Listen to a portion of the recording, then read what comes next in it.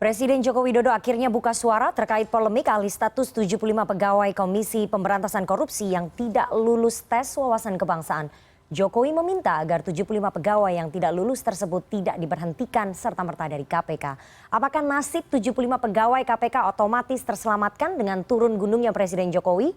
Untuk membahasnya lebih dalam kami sudah terhubung melalui sambungan Zoom dengan Yudi Purnomo, Ketua Wadah Pegawai KPK. Selamat sore Mas Yudi. Selamat sore Mbak, selamat sore pemirsa. Oke, dan juga Pak Busro Mukodas, mantan pimpinan KPK. Selamat sore Pak Busro. Selamat sore juga pemirsa. Oke, ke Mas Yudi terlebih dahulu. Mas, kemarin Presiden sudah konvers menanggapi soal polemik alih status Anda dan juga 74 pegawai lainnya yang tidak lolos tes wawasan kebangsaan. Bagaimana Anda dan juga teman-teman merespon pernyataan dari Presiden ini, Mas Yudi?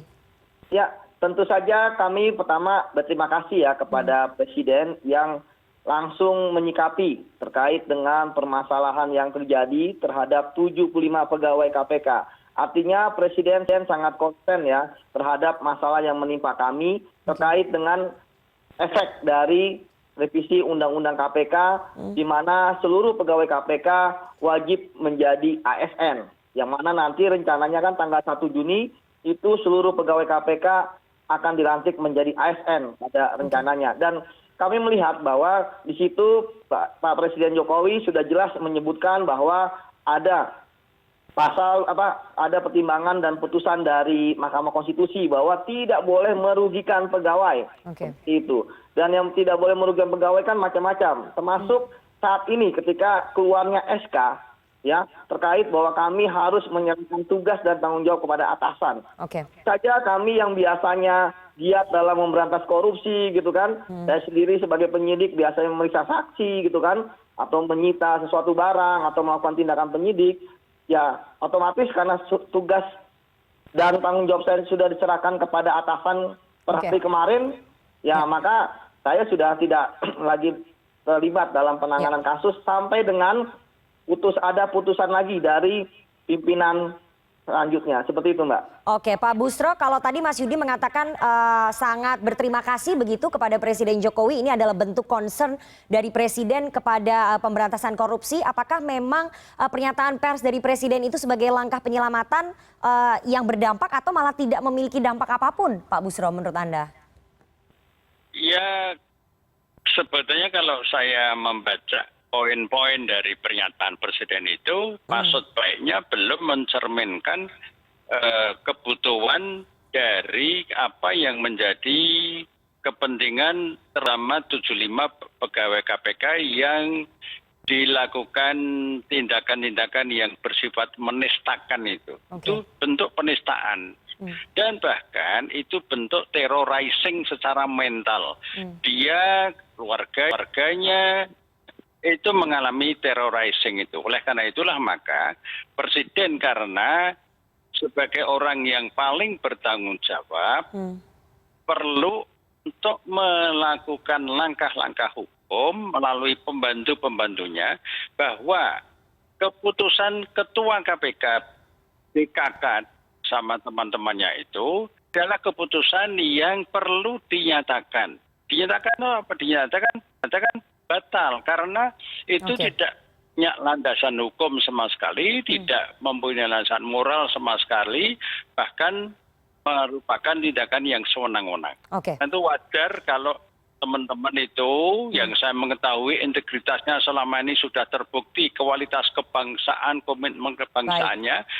Wajar sekali bila mereka kemudian melaporkan pimpinan KPK itu ke Dewan Pengawas. Harapan saya Dewan Pengawas bertanggung jawab secara moral kepada pegawai tersebut. Mas Yudi, sudah ada komunikasi dari pimpinan KPK kepada Anda dan juga 74 teman-teman lainnya untuk menindaklanjuti arahan Presiden untuk membatalkan SK penonaktifan Anda dan juga 74 lainnya? Ya Mbak, sampai saat ini belum ada ya dari pimpinan. Tetapi kami sudah melihat di media massa kan, salah satu pimpinan itu sudah menyampaikan akan mengikuti arahan dari Presiden gitu kan. Yang kami sebenarnya itu yang menjadi concern kami kan menarik gitu kan. Karena kan semua proses ini itu diserahkan kepada KPK tanpa tes dan sebagainya. Kemudian kemudian kenapa dibuat tes seperti itu. Dan kemudian tes ini ternyata bukan hanya assessment, hanya untuk melihat pemetaan, tetapi diduga akhirnya untuk menggugurkan seperti itu. Ini yang kemudian ramai di media massa dan lain sebagainya. Yang menarik adalah bahwa yang turun langsung untuk membela pegawai KPK yang 75 ini justru presiden gitu kan. Harusnya ketua KPK, ini kan permasalahan sudah diserahkan kepada KPK gitu kan. Saya pikir ketua KPK paham lah 75 orang ini bagaimana kinerjanya, kompetensinya, seperti itu. Pak Busro pun sudah paham lah. Karena kan orang-orang yang ada di sini adalah orang-orang yang bekerja sejak belasan tahun yang lalu, seperti itu. Nah makanya hal yang menjadi aneh bagi kami adalah bahwa ketika konferensi pers dikatakan bahwa tidak ada pemberhentian dan sebagainya, tetapi kemudian keluar SK untuk menyerahkan pekerjaan dan tanggung jawab. Inilah yang menjadi tanda tanya bukan hanya bagi kami, tapi publik seperti itu. Oke. Pak Busro, belum ada komunikasi kalau menurut Mas Yudi antara 75 pegawai dengan pimpinan KPK untuk menindaklanjuti arahan dari Presiden. Artinya intervensi Presiden ini tidak serta-merta menyelesaikan persoalan, Pak Busro? Iya, tidak serta-merta menyelesaikan masalah sepanjang Presiden tidak melanjutkan dengan langkah konkret. Langkah konkret itu apa? Yaitu menyatakan bahwa semua proses-proses tes wawasan kebangsaan itu adalah ilegal, moral, dan karenanya tidak memiliki akibat hukum apapun juga. Satu, yang kedua, segera mengembalikan status semula 5 pegawai itu bisa segera melakukan tugas sehari-hari. Apalagi di antara mereka ada yang sedang menangani kasus-kasus mega korupsi yang saya tahu begitu besar itu.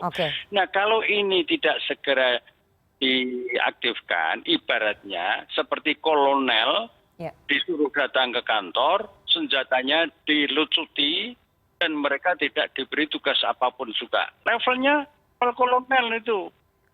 Mereka itu, dan saya ingin memberikan testimoni 75 orang itu sebagian besar saya mengenalnya dan itu sudah terbukti komitmen, kode etiknya, integritasnya, kecerdasannya, pokoknya kebangsaannya deh. Tidak seperti ketua KPK yang justru melakukan tindakan-tindakan yang tadi saya katakan itu melakukan semacam terrorizing secara mental kepada mereka dan keluarganya juga.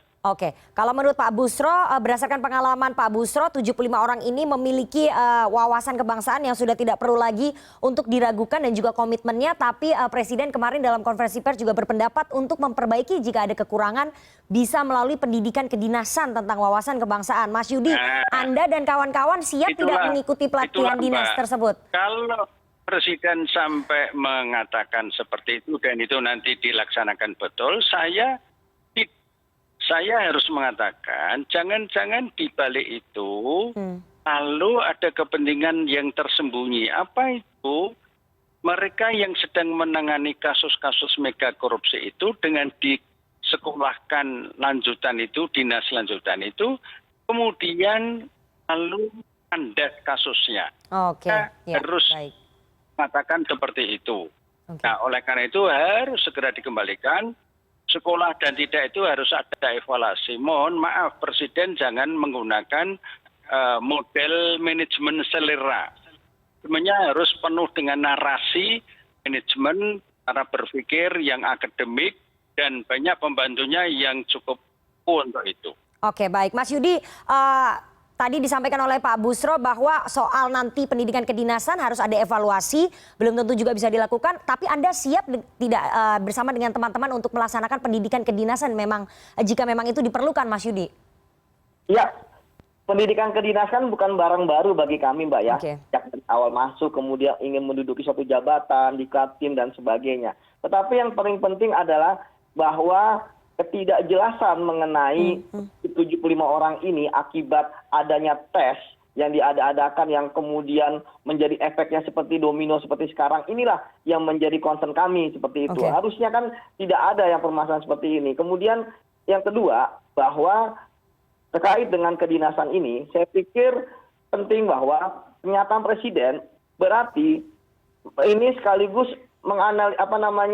menegasikan bahwa tidak ada radikalisme di KPK gitu kan, tidak ada yang seperti yang selama ini dengung-dengungkan, saya pikir ketika Bapak Presiden menyatakan bahwa yang kurang kemudian bisa ditingkatkan, pasti sudah ada hasil evaluasi. Sehingga saya pikir sebenarnya pegawai KPK itu kan semua sudah berjiwa Pancasilais gitu kan. Dan kami pun sudah membuat pernyataan ya, cinta NKRI dan lain sebagainya, UUD 45 seperti itu, dan tidak terlibat organisasi terlarang. Sehingga dari situ kan berarti memang TWK ini itu kan hasilnya adalah hanya tidak memenuhi syarat gitu kan. Artinya, dan ketika dikatakan bahwa itu dibutuhkan pelatihan, berarti kan jaraknya tidak jauh dari yang memenuhi syarat. Seperti itu, Mbak. Artinya semua narasi, semua negasi, benar kata Pak Bulso, bahwa ada dan sebagainya, itu gugur dengan sendirinya, gitu kan. Apalagi ya kami melihat bahwa 75 orang itu adalah orang-orang yang kami lihat ada orang kritis di KPK selama ini gitu kan, ada dari wadah pegawai, ada dari penyidik senior dan lain sebagainya. Seperti itu, Mbak.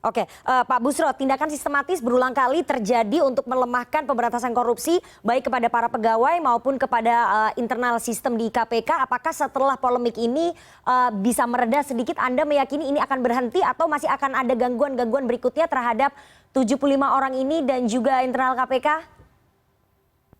Tergantung dua faktor utama. Satu, faktor formil kekuasaan politik, yaitu Presiden Joko Widodo. Mau tidak beliau untuk memaksimal langkah-langkah kejujuran moral jabatannya, sebagaimana tadi saya kemukakan. Yang kedua, faktor masyarakat sipil, jangan disepelekan. Masyarakat kita ini masyarakat yang diem mengikuti terus. Jika mereka terus dibunuh pelan-pelan dengan mesin korupsi, sementara mesin korupsi itu, pemberantasan korupsi itu di tangan antara lain 75 orang itu, antara lain, ketika 75 orang ini diamputasi, apa kesimpulannya? Rakyat tentu akan memperhitungkan, dan kami dengan sejumlah aktivis lain memilih berhikmat untuk melakukan pembelaan moral kemanusiaan, keadaban terhadap 75 orang tersebut bersama-sama dengan kekuatan rakyat. Terakhir Pak Busro, menurut Anda apakah memang Ketua KPK Firly Bahuri seharusnya mundur karena banyak desakan dari masyarakat sipil untuk Ketua KPK ini mengundurkan diri agar mempertanggungjawabkan apa yang sudah terjadi selama ini?